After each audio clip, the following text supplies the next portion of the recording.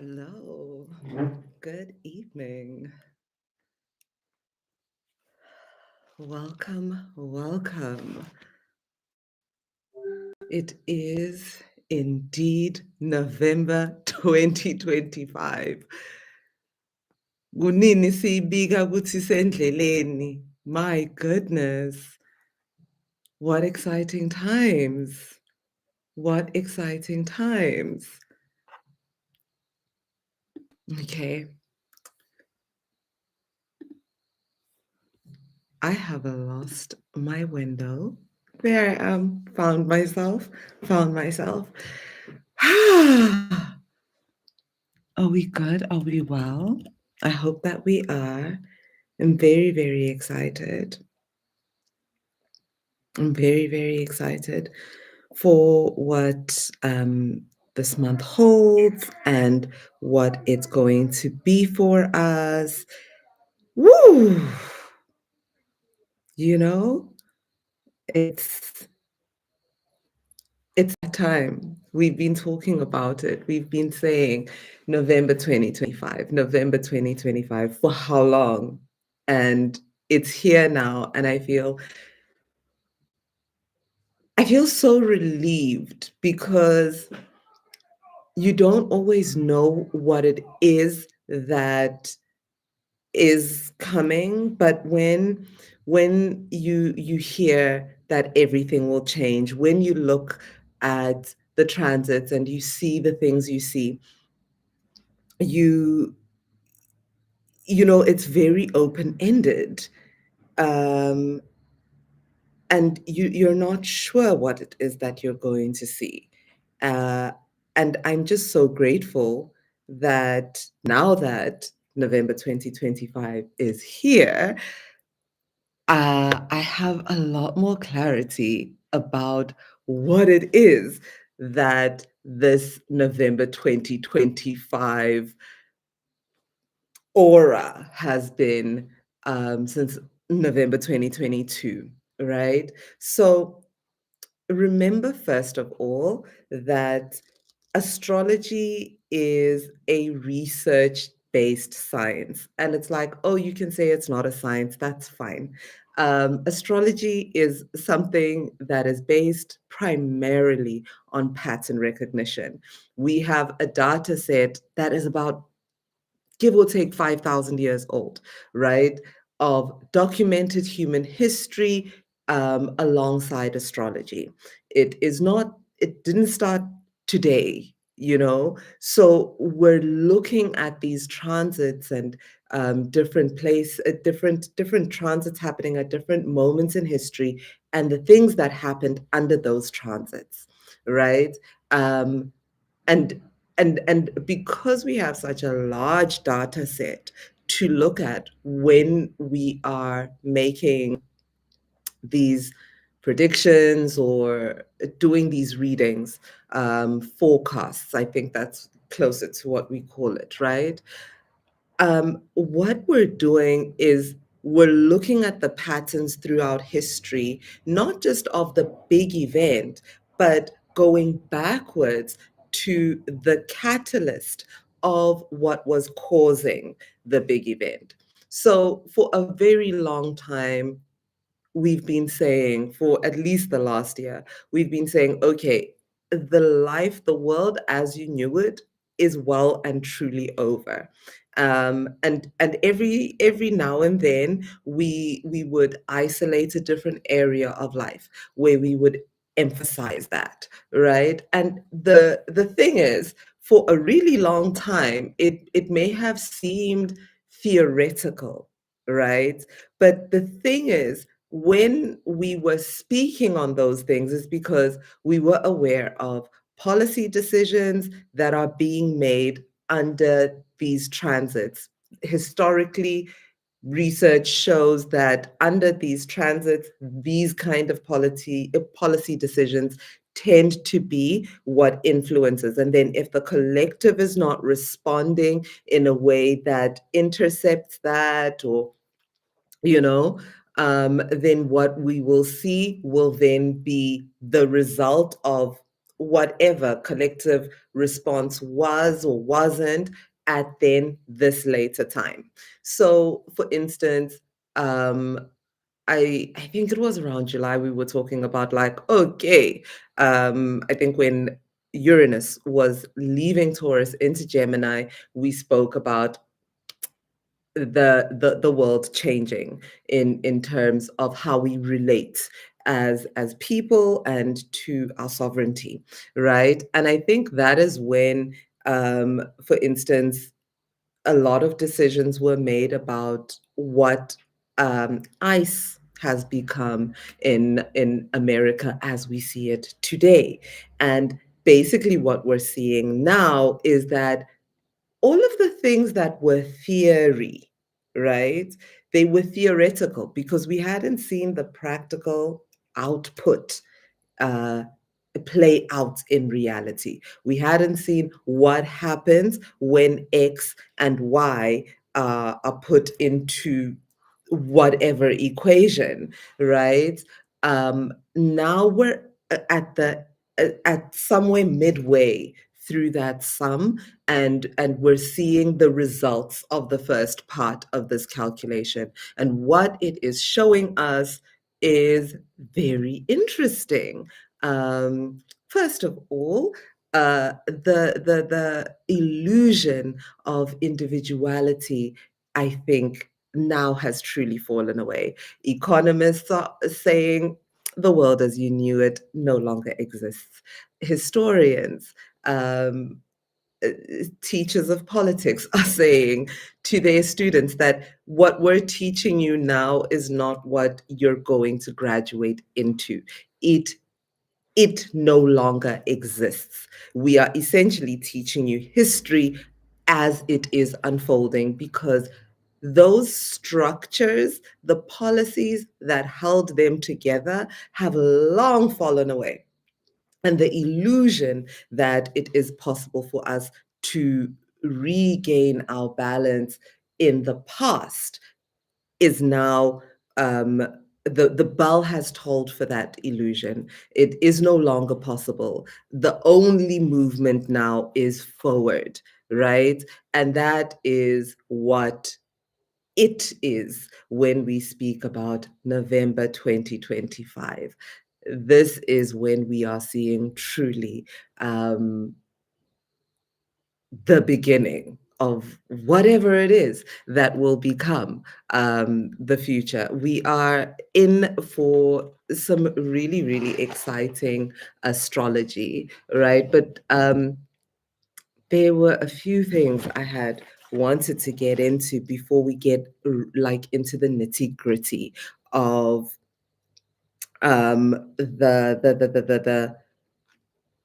the astrology that we will be seeing with this full moon in Taurus. Um, Taurus, Taurus is an earth sign, right? Um, and I always say, so when the moon is full, we have the sun in one sign and the moon in the opposite sign.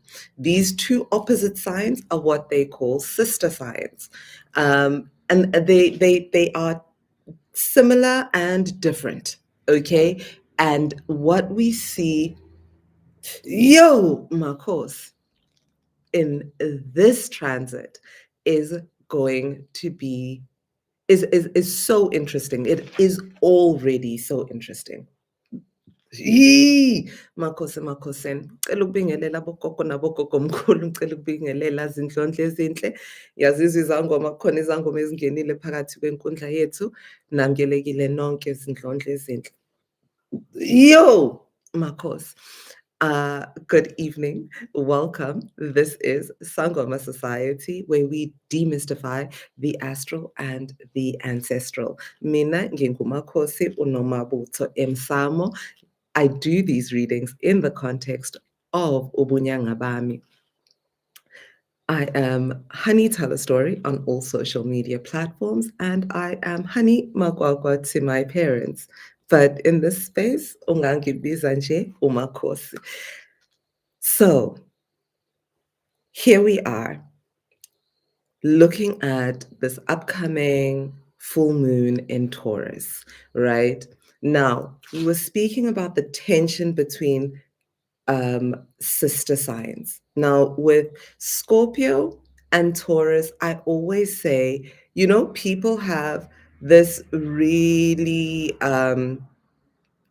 strong opinion or perspective on Scorpio about Scorpio being really jealous. And yes, jealous is different though from what they think of when they say jealous. People often think of jealousy as possession, wanting ownership of. Jealousy is closer to admiration than it is to desire. So I would say possession is closer to envy than it is to desire. Do you know what I mean? So we when we look at what is happening within us, Taurus with the moon, it's possession, right? Which is the Taurian energy. Being an earth sign, a material sign, a sign that is interested in the material. And right now, Taurus is ruled by Venus, and at the moment, Venus is in its other ruling sign, which is Libra. So, really lovely, really luxuriating, really about beautiful things and very conscious of beautiful things. But something that we forget about with Taurus is that material aspect is not just about the beauty. It is really, really material. We mean money, we mean gold, we mean land. And Uranus and Taurus showed us that. Um, Uranus, the planet of disruption and revolution, and Taurus showed us how much the land question really, really means to us. And now with Uranus and Gemini, its most revolutionary station, where it takes the most amount of action, we're seeing action being taken in that regard. But some interesting things are happening because Uranus is going to retrograde out of Gemini this week back into Taurus, with the full moon also being in Taurus. So it's going to really focus our energy and our attention back into how personal the political is, because it is the question of home, it is the question of material possession, it is the question of land. And these policy shifts that we're talking about, and the shift in the conversation that we're saying is happening right now, when we say that this month things are never going to be the same again, we're seeing it already, as we build up into this transit, with the conversation we're having right now about Venezuela, and how um, the United States is trying to build a narrative that allows them to invade and exploit for oil in that country. We're shifting the conversation so significantly around Sudan and the history that the United Arab Emirates have of creating conflict and disruption in Sudan in order to access its gold, right? We're having a conversation about eco-terrorism and you know, um, and eco-fascism, because of what we have seen recently with Hurricane Melissa and the damage it has done in Jamaica, and how the dispossession of the indigenous people of Jamaica by multinational hotel groups who have destroyed the ecosystem that shields the island from hurricanes. Simple, protocol of mangroves, um, in the first reef, uh, breaking the storm before it makes landfall, being destroyed in order to create a like a more tropical postcard thing for tourists, and how the people of Jamaica, how community is coming together to navigate this through. And speaking of community, the nations of the Caribbean itself and the community they have with each other, which is again also shifting the conversation on sovereignty and self determination because of Cuba's impact during this time. Cuba's been in the conversation a lot. And again, I'm going to bring it to this Uranus and Gemini moving back into Taurus and how we're seeing this conversation around fascism really start to click, right? Starting to like, now we're getting it. Remember that Uranus is retrograde, but it's still in the first degree of Gemini. And when it moves back, it's going to be in the last degree of Taurus.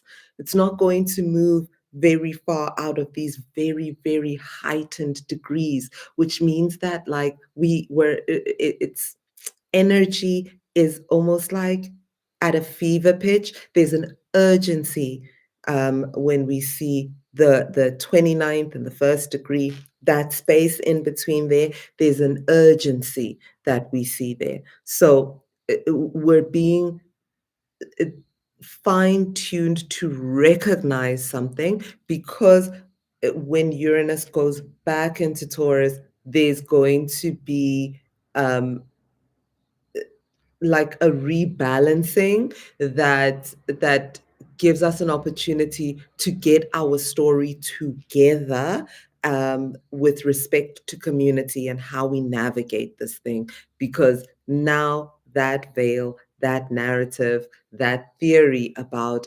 individuality, about oh you know, the only you matter and only what you matter, what you do matters for you. You only have an impact on yourself. That lie has now truly fallen away, and everything is bringing our attention to it. We saw it even with Tanzania, still under this Uranus impact that we've been discussing, right? And what the individuals um, who have made certain choices over the years, um, having to recognize themselves as being part of a community. I think it was Diamond Platinums who did a quick cleanup of his social media. Um, and people clocked it, like it, everybody saw it. And the story about, oh, an artist has no power, an art, oh, it is falling apart. It is falling apart so delightfully. The story ends now. The narrative of ethical billionaires and all of this, it ends now. It's no longer the facade that held up these narratives that divided us more than they brought us together are all falling apart. And it is now undeniable. The reality is now out in the open. It is no longer personal philosophy. It is very much tangible reality. That is what the November 2025 shift was, right, and is. And it's a really beautiful opportunity for us to take action. Now, when we say November 2025, what are these big things that we're seeing in the world around us right now? The American shutdown. Now we can all see that when they said make America great again, they weren't talking about make America Jim Crow again. No, they were saying make America pre Civil War, pre unification again, because the Project 2025. Plan is well and fully underway. They're intending to starve their population into supplication. They've been testing the boundaries of their population, where increasingly um, erratic action by ICE is basically overwhelming the population into bystander effect. But this week represents such incredible opportunity, because what we have today is the last day that Scorpio will be in Mars. So it's your last day to get your strategy together, because Scorpio is going to move out of Mars. Mars is going to move out of Scorpio and into Sagittarius tomorrow, and it's going to get active pretty much straight away. I think there's going to be an opposition. Like, it's moving, man. It's moving. But what we're seeing is that today there's going to be, yeah, it's going to, Mars in Sagittarius is going to oppose Uranus and Gemini. Whew. Okay, so there's this massive opportunity for collective change that we see, because that is a personal planet and a collective planet. Personal planet being Mercury, collective planet being Scorpio. Now, when we see those opposing, we're seeing personal choice. I make a personal decision. So if I'm a New Yorker, I decide today to go out and vote for Zoran Mamdani, and then it has a collective outcome, right? Which is Uranus and Gemini, for instance, right? So that is really like, okay, Mamdani's chances under this astrology look really good. And when we look at this and we say that this is a moment of opportunity, this is a moment where things change in a way that doesn't look like they have ever looked before, we're talking about moments like this. Now, you might say that, what does the mayor of New York have to do? When America sneezes, the world catches cold. Everything is correlation, right? And the conversation we're having right now is about leadership, is about sovereignty, is about land, is about home, is about, you get me? And look at what he is running on. Make New York affordable for those who live in New York, right? Those who are from New York. Globally, all around the world, every city in the world is having a conversation about Airbnb and what it means for those who are from that city. Barcelona has said by the end of 2026, there will be no Airbnb operational within Barcelona, because it has made Barcelona unaffordable for its inhabitants. Hey, Cape Town, are you listening? Okay. So things of that nature, when we talk about land, when we talk about the personal being political, we're talking about this because where you live is very personal, but you being able to live there is an extremely political thing. So the idea that you can make a decision in private that has no collective impact has fallen away. Do you see this theme? Do you see this theme? Okay, let's wake up to it. Let's wake up to it, because what makes these 2 3 days that we're in today, tomorrow, Wednesday, really pivotal? Well, listen, this week is a lot. I said from the 1st to the 7th of November, the astrology. If you go back to the year reading, I said from the 1st to the 7th, hey lang. And yeah, right? Yeah, it is really a potential shift in ideological shift within the Democratic Party itself. It would pit the East Coast versus the West Coast and really force the West Coast into a conversation about what land means there, right? Because they have a really horrible homelessness situation there. Less said, the better in this house anyway, because we don't have the time. We want to keep moving forward right now. Okay, so now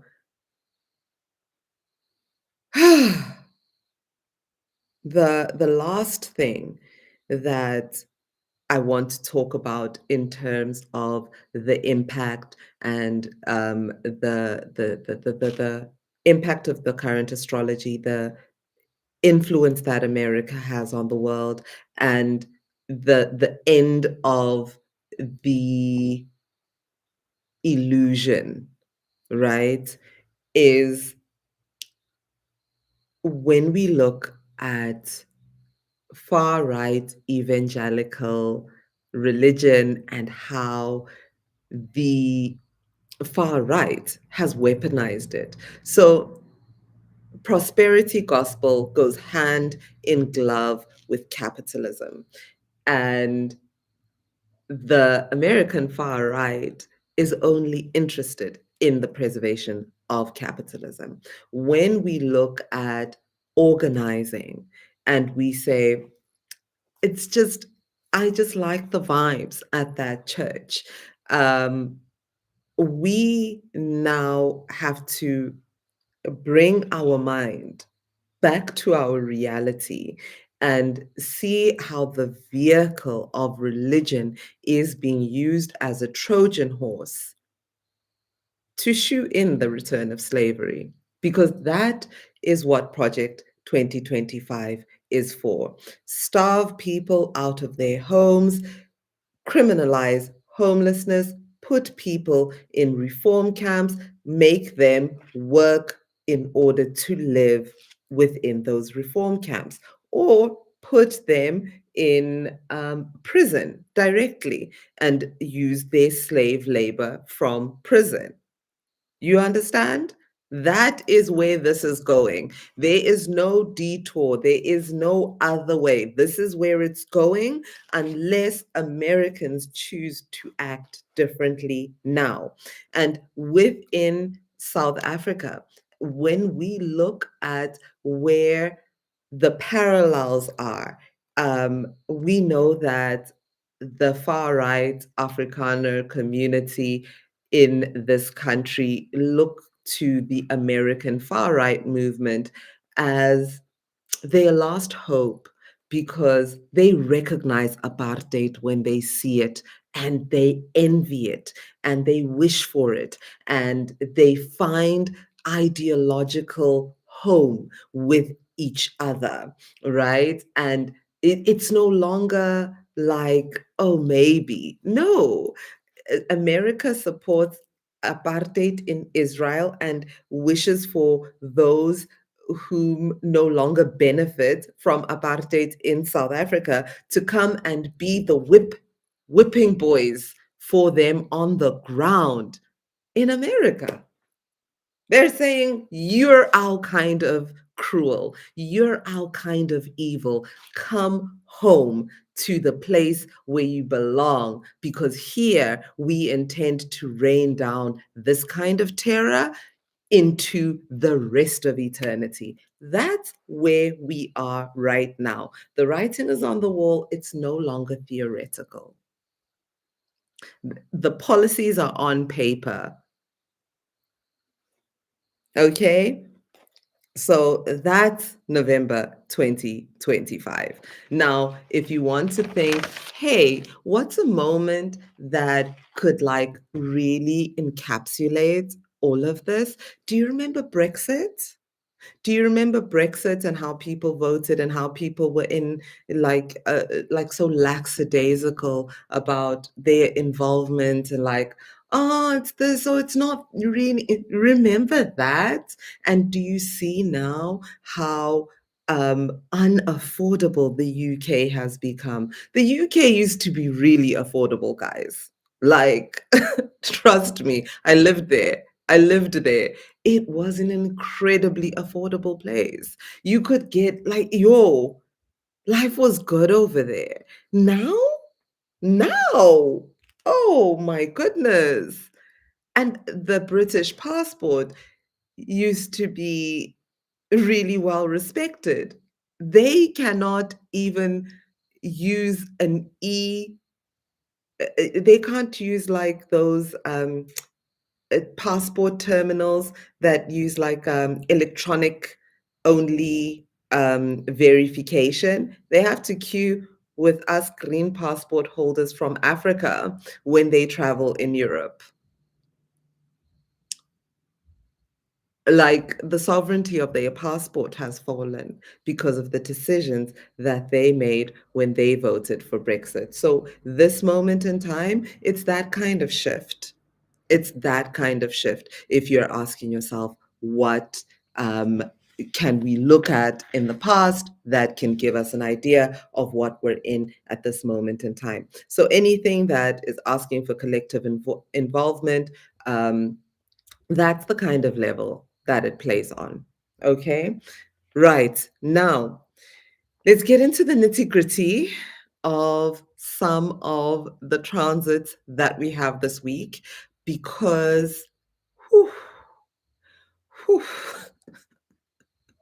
Guningi and Guningi year. Okay. We're already in the Mercury pre retrograde shadow. Now, let me just say, it has been whacking me. Okay. It has been ruthless. Mercury in Sagittarius can be very unexpected. Um, it is my natal placement. And I know that I have a very unexpected way of communicating sometimes, right? Um, and Mercury rules communication and understanding and now it's not in a good place. It's not happy in Sagittarius because it's Sagittarius is fiery. It can come off aggressive. It can and then also that unconventional way of thinking that can burst through. Now, when it goes retrograde in Sagittarius, sometimes this retrograde happens well into December and our laptops are closed and it doesn't matter. Fine. Not now, not this one. Yo, whoo, not this one. Eee. This one is going to be showing us exactly what isn't working. Now, remember, Mercury is a personal planet. Fast moving planets are personal planets. So it is your action that you've been doing that hasn't been working is going to be showing you and whacking you, okay, in this retrograde. Now, it's not for the entire retrograde, it's only for the first 10 days that we're going to feel that really, really rough. You probably are already feeling it. You probably are already feeling it. You know,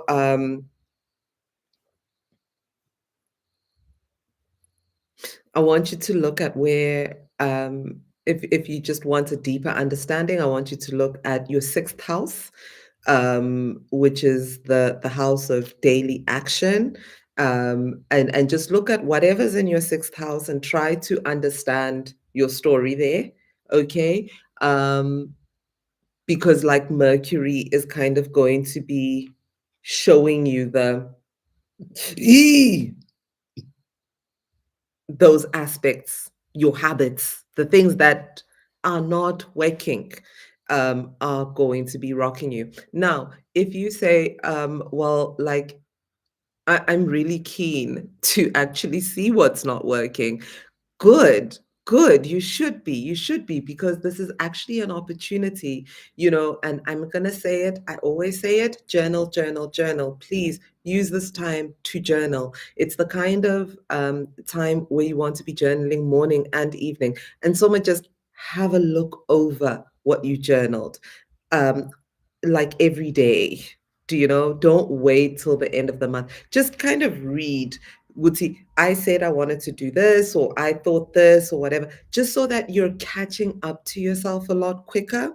Um, because it's really like a pattern recognition opportunity here. And it is so strong because on the 20th, um, Mercury is going to Kazimi. But when Mercury Kazimis, it will have moved back into Scorpio. So slightly less tense than Sagittarius, right? But it's going to be in the heart of the sun, and that is also going to be happening at a time when we are going to be seeing Mercury.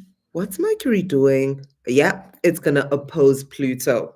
Okay, Mercury is going to oppose Pluto. So Pluto, secrets, retrograde, and then the sign of of Pluto's ruler, which is Scorpio.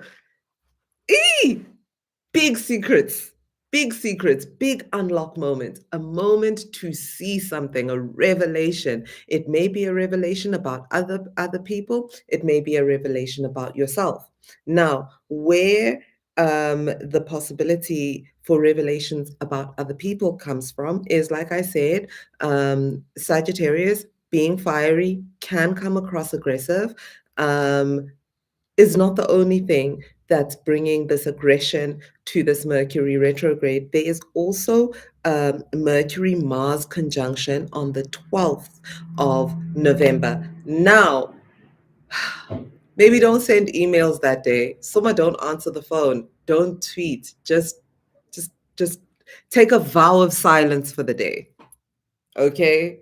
Just because there's potential for fighting words, there's potential for so much. It's just no, no, no.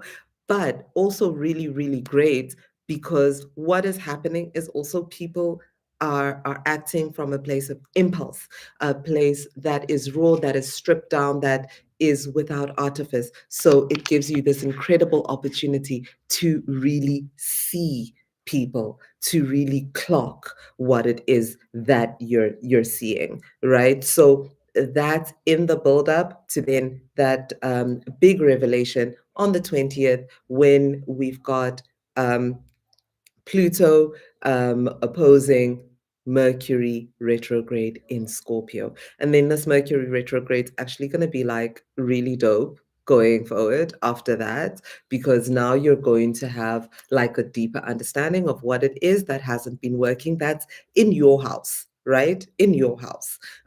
You want to, if you want to support this action and give yourself a good foundation, remember with every full moon, we do the work uh, of the shadow work through clearing into consciousness, which is looking at ourselves, our actions, our patterns, our things that we bring into the world and bring into our relationships and bring into different situations that are hindering us or holding us back, like where we're actually carrying weight we can't see, and do the work of putting it down. That will give you a really good foundation to work through this historic month.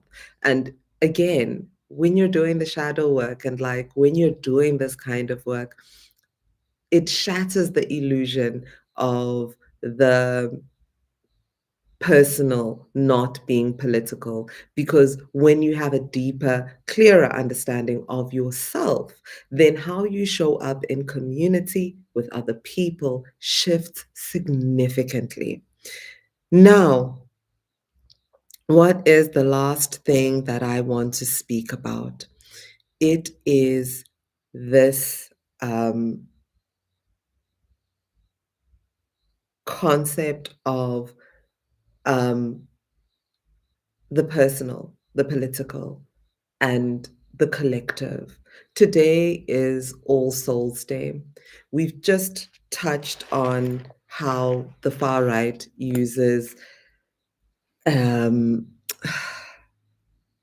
the prosperity gospel of evangelical churches, right? And we know that traditional religion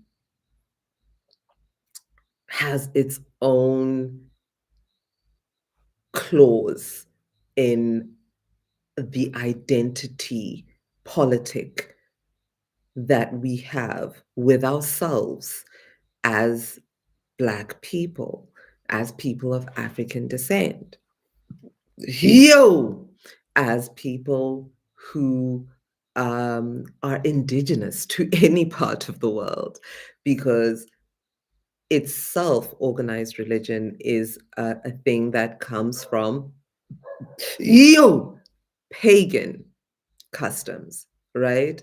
So when we look at Old Souls Day, we look at Halloween, we look at um, I don't know the words in the Mexican culture, the indigenous North American culture of commemorating the Day of the Dead.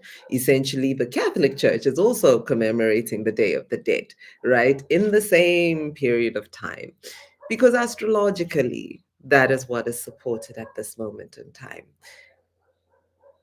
And it is not something one does in isolation.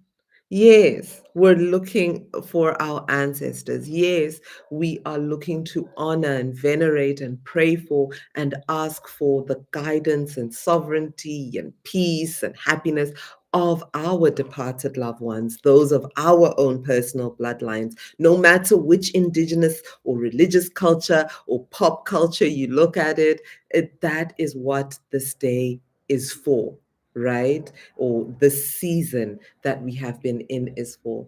But when you look at all of these practices, they do not happen behind closed doors in secret. They happen in the collective, right? Now, when we look at our relationship with our ancestors, when we look at ourselves and how we do the work, there is a misconception um, that that this work is not collective, that this is secret. No, um, ubungoma is a closed practice, right? We are talking matters of life and death. It's not things that you leave out in the open. Ancestral, indigenous practice, building of relationships with our ancestors are personal. There's things within our processes that belong only to our bloodlines. It doesn't matter where you go, it's like that everywhere. But what we tend to bring is this uninterrogated, undeconstructed,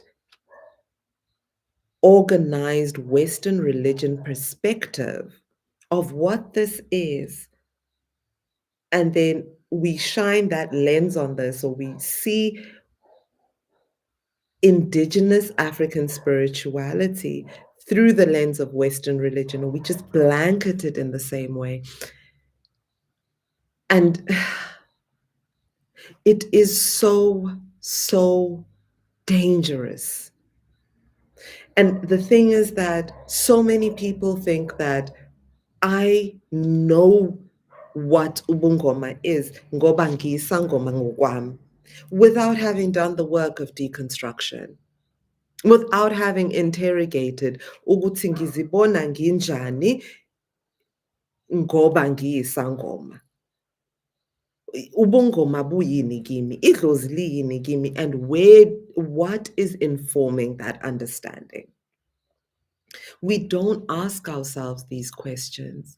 And then because we say, because I am it, I innately understand. That's not how it works. You were born into a pre-existing system. Kunemithetho, kunemigomo. This you initiated into. What you were born into and what you initiated into are not the same thing. You were born into a white supremacist colonial context. Whether we like it or not, that is what capitalism is. And anytime you are doing the work to say that you are building a relationship with your ancestors, you are shifting out of that into something else. And if you want to do so without bringing harm, you have to at some point stop and interrogate what informs your perspective. If you've never done that work and you don't know where to start, I am going to put the link to our very free course, Answers from Our Ancestors, in the description below on our YouTube channel. So just go to Sangoma Society on YouTube. Look on the live tab for the full moon in Taurus, and you will find the link to our answers from our ancestors there, or visit sangomasociety.co.za and you will find the link to answers from our ancestors there. But for us right now, we are going to invite you to join us in doing the shadow work, deconstructing, really going there under the guidance of your ancestors with us here over the 3 days of the full moon. Woo! It's going to be incredible. Do join us inside Clearing into Consciousness. You can find the link in the description below and also on sangomasociety.co.za. That is Clearing into Consciousness, where we do the shadow work under the guidance of our ancestors, because we are being called to show up to reality as it is, not as we wish it to be.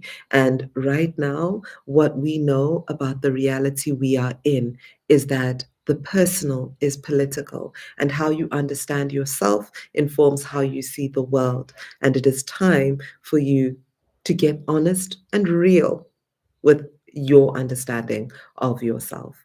Let's do the work, my people. Our lives depend on it. Our lives depend on it. Mhm. It's been a pleasure to be with you. Always a privilege to be in your presence. Mina Ngengumakhosi Unomabuto. This is Sangoma Society, where we demystify the astral and the ancestral. Until next time, Kukhanya. Of course.